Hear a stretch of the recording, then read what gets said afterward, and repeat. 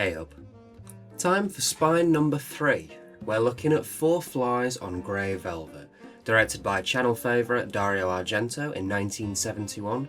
This is a Giallo film and the third part of a trilogy called Argento's Animal Trilogy, which also includes The Bird with the Crystal Plumage and Cat o' Nine Tails, the latter of which I haven't seen yet.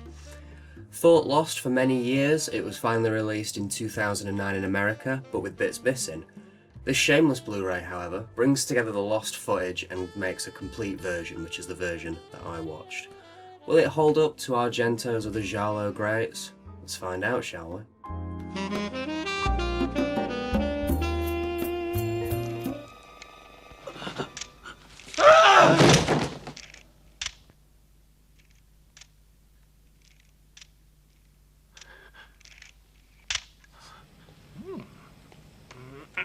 I'd like to see you in my shoes with all this mail to deliver.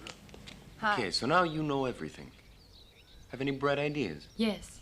First thing is a nice hot bath. To relax you. Then you can think about it. Don't miss your train, Dahlia. Oh, come on. I've got some relaxing bath salts. I don't want a bath. We follow the drummer of a rock band who accidentally kills someone, you know, as you do.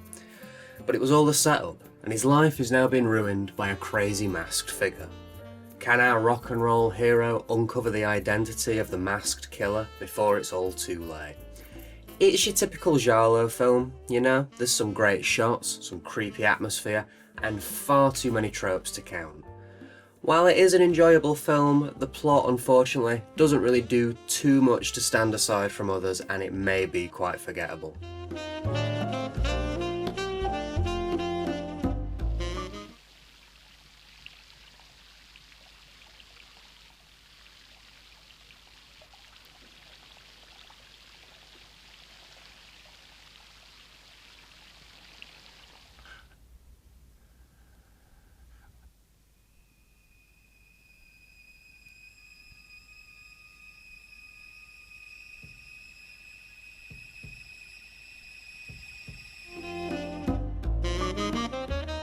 The characters and acting are all pretty great here. The leads are decent, you know, there's still the odd bit of bad dubbing and weird line reads here and there. And the side characters are all as over the top and crazy as you'd want them to be. The gore is minimal, yet effective. Tasteful, you could say. A real highlight is the cinematography. There is some perfectly placed shots and some great scenes that really help build the tension. All this accompanied by an amazing soundtrack by Ennio Morricone. Great stuff. There's only a couple bad points really. One of them is definitely the pacing. It does get a little dull here and there, a lot of wandering around in the dark. Luckily though, nothing quite as bad as A Blade in the Dark. Also the themes towards the end now. People who watch Giallo films won't be surprised by this, but a lot of the reveals are that the crazy killer is somebody with gender identity issues. It doesn't fly nowadays, but back in the 70s, it was all the rage. Also, that eye imaging machine, what the hell's that? Just plain stupid. And apparently even Argento didn't want it in the film. A nice clean cut and off with his head. Ugh! Oh my God! How horrible! Who brought him here?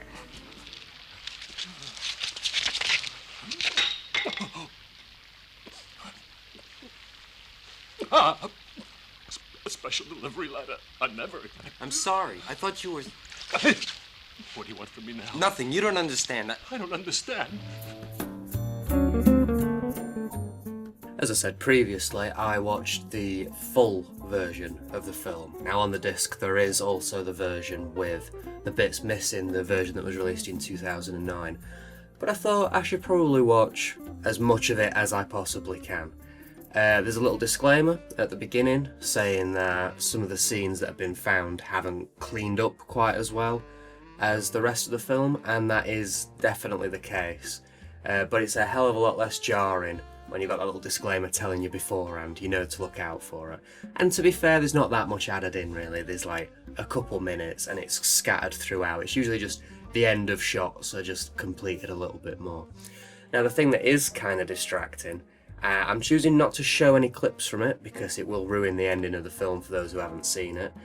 But during the last monologue, now I'm guessing there was an issue with the audio somewhere, it keeps jumping between the English dub and the Italian dub, which would be fine, but the Italian audio clips and keeps popping and it's just distorted and it is kind of jarring jumping in and out of it.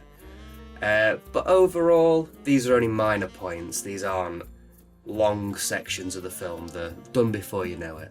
And honestly, it's just great that we can see this film in as complete a version as we can. It's the only way.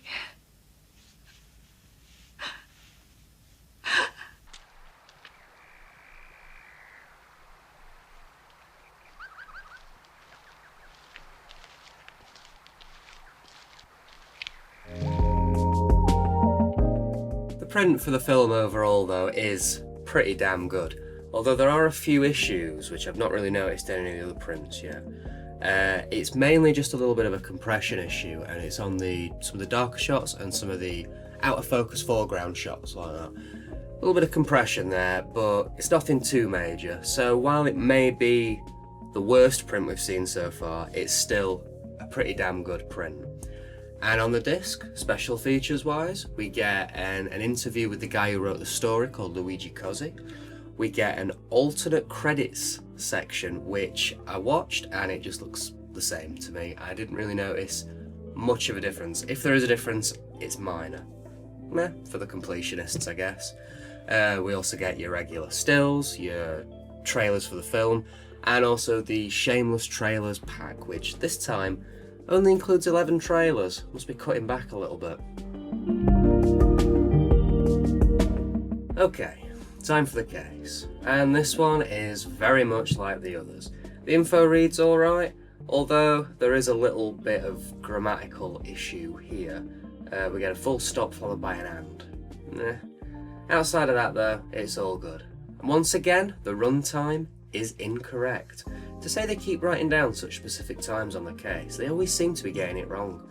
The incomplete version of the film is 3 minutes longer, and the completed version is 5 minutes longer. The case is reversible again, and this time I like both the designs. Some really good artwork here. And then the menu is fantastic. Really like the little fly as a cursor. Nice touch. Overall then, it's a decent film, and it is a decent addition into Argento's catalogue. While it is very well made, it doesn't do much, unfortunately, to stand out from the rest, and it may be quite forgettable, in my opinion. Saying that, I would definitely recommend it to fans of Argento and fans of Giallo. There is something fun and entertaining here. Just don't be expecting anything like Suspiria. If you're interested in grabbing a copy, I believe this is the only Blu-ray version available in the UK, and it's pretty good. You could do a lot worse, I'm sure. I'm sure there's some import version that might be a lot better though. Probably a 4K import these days. Not entirely sure. But there is also a version available on Amazon Prime streaming if you've got a subscription to that, and it's just free on there to watch. So no excuses really. Worth checking out, I'd say. So a decent film. Definitely not the worst film this episode that we've covered on the channel. And next episode, I think we're going to be getting a little bit sleazy. Just need to do a bit of censorship here. We're going to be showing, or taking a look at, should I say, Michael Soavi's The Church.